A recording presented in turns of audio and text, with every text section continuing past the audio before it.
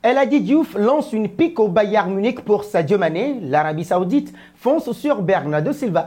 Bonjour à tous, merci de nous suivre sur Afrique Sport pour la matinale du jeudi 22 juin 2023. Nous l'ouvrons avec Hachim Domingo. Le Raja de Casablanca a officialisé ce mercredi 21 juin le recrutement du milieu de terrain sud-africain. Libre de tout engagement, Hachim Domingo est ainsi la première recrue du Raja de Casablanca lors du mercato estival qui s'annonce très intense. Le club a annoncé la nouvelle sur les réseaux sociaux sans donner les détails sur la durée du contrat ni le montant du transfert. Né le 13 août 1995, Domingo a fait ses débuts professionnels en Segunda Liga pour Victoria Guimarães B en 2015.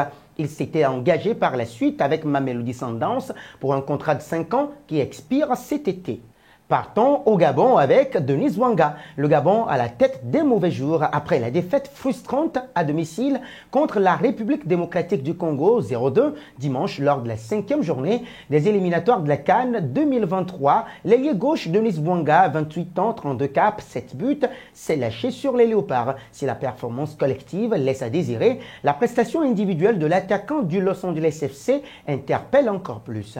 En effet, le numéro 20, qui n'a cadré qu'un seul tir sur ses 3 tentatives, 2 grosses occasions manquées, a réussi seulement 2 centres sur 11 et perdu pas moins de 21 ballons. Selon des propos indirects rapportés par le site irisfootball.com, le natif du Mans estime que la RDC a eu de la chance dans ce match et souligne que son équipe a bien joué et a dominé en termes d'occasions franches, mais a manqué de réalisme devant le but. En d'autres termes, les Léopards ont, selon lui, infligé une leçon de réalisme. Pour rappel, le Gabon doit obligatoirement l'emporter sur la Mauritanie lors de la dernière journée des éliminatoires en septembre prochain pour acter définitivement sa qualification pour la CAN 2023. Les Morabitounes sont désormais seuls leaders du groupe I après leur large victoire contre le Soudan 0-3 mardi à Agadir au Maroc.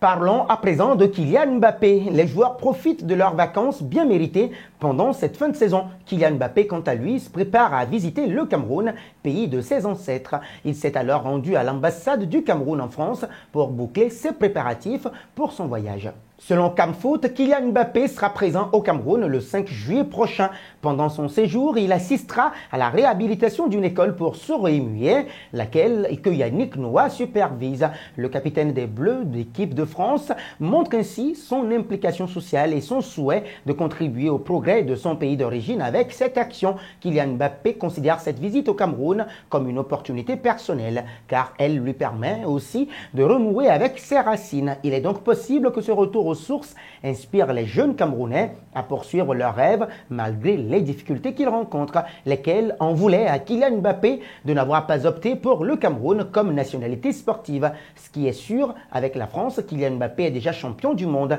Cette saison, il a également mis la barre très haute et candidate pour le Ballon d'Or. Il sera en compétition avec Lionel Messi et Erling Braut Haaland.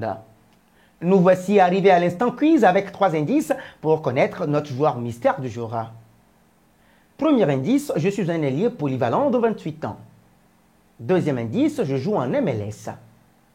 Troisième indice, enfin, j'ai déjà évolué au Nîmes Olympique. Qui suis-je? Vos réponses seront attendues en commentaire. Nos félicitations à tous ceux qui ont répondu, Ismaël Joshua Jacobs, lors de la dernière matinale. C'était le joueur à trouver puisqu'il est un arrière-gauche de 23 ans qui joue à l'AS Monaco. Il a déjà évolué d'ailleurs sous les couleurs du FC Cologne. Partons auprès de Dani Alves, accusé de viol dans une boîte de nuit de FC Barcelone en décembre dernier et incarcéré depuis janvier. L'ancien défenseur du Barça et du Paris Saint-Germain, Dani Alves, s'est expliqué. Le quotidien espagnol, La Vanguardia, a publié ce mercredi matin une interview de Dani Alves dans laquelle le défenseur brésilien évoque l'accusation de viol qui lui vaut d'être emprisonné depuis le mois de janvier. Alves a d'abord nié avoir eu une relation avec une autre femme pour tenter de sauver son mariage, assure-t-il aujourd'hui, avant de reconnaître qu'il y avait eu acte sexuel mais consenti. J'ai la conscience vraiment tranquille par rapport à ce qui s'est passé cette nuit-là dans les toilettes de la zone VIP de la discothèque Sutton. Ce qu'il s'est passé et ce qu'il ne s'était pas passé. Et ce qu'il ne s'est pas passé, c'est que j'ai pu obliger cette femme à faire ce que nous avons fait. J'avais peur de perdre Johanna, son épouse, c'est pour cela que j'ai menti. Je me suis battu de façon désespérée afin de sauver mon mariage de mon infidélité sans me préoccuper des conséquences que je paie aujourd'hui. Évoquons Sadio Mané pour sa première saison au Bayern Munich. Sadio Mané n'a pas été dans ses standards. L'international sénégalais n'a pas brillé comme cela se doit sous les couleurs bavaroises. Il a essuyé les critiques tout au long de la deuxième partie de la saison. Eh bien oui, il a également perdu sa place de titulaire. Après son match XXL face au Brésil mardi, Sadio Mané est de retour selon El Hadji Diouf. Pour ce dernier, le natif de Bambali a envoyé un message immense d'ailleurs à ses dirigeants en club à travers cette prestation. Malgré une saison difficile, Sadio Mané a montré à tout le monde contre le Brésil qu'il est champion parce qu'il sait rebondir. Il a envoyé un message clair au Bayern Munich et a montré à toute l'Europe qu'il n'était pas prêt pour prendre sa retraite, a dit l'ancien joueur du Racing Club de Lens. Terminons avec Bernardo Silva. Selon le journal Marca, l'Arabie Saoudite continue de faire le forcing pour Bernardo Silva. Avec ses pétrodollars, le royaume du Golfe rêve de frapper un énorme coup avec le Portugais. Cristiano Ronaldo, 38 ans, Karim Benzema, 35 ans et N'Golo Kanté, 32 ans, sont déjà là. Et ils seront peut-être rejoints dans les semaines à venir par Edouard Mendy, 31 ans, Khalidou Koulibaly, 32, Hakim Ziyech, 30 ans ou Pierre-Emerick Aubameyang, 34 ans. Jusqu'à présent, le championnat saoudien est surtout parvenu à recruter des trentenaires, plutôt au crépuscule de leur carrière. Mais pour confirmer sa nouvelle toute-puissance sur le marché des transferts, le royaume du Golfe rêve aussi d'attirer des joueurs au sommet de leur art, pétrodollars à l'appui. C'est dans cette optique qu'une offensive est actuellement menée pour tenter de séduire Bernardo Silva, l'un des éléments les plus courtisés durant ce mercato. À 28 ans, le Portugais est au sommet de son art. Il sort d'une magnifique saison, tant sur un plan individuel que collectif. Dans le même temps, Paris est toujours sur le coup. Comme expliqué par RMC Sport, le champion de France en a fait une de ses priorités cet été pour remplacer Lionel Andrés Messi. Le dossier est plus que compliqué pour le Barça en raison des contraintes liées au fair play financier d'après le journaliste italien Fabrizio Romano.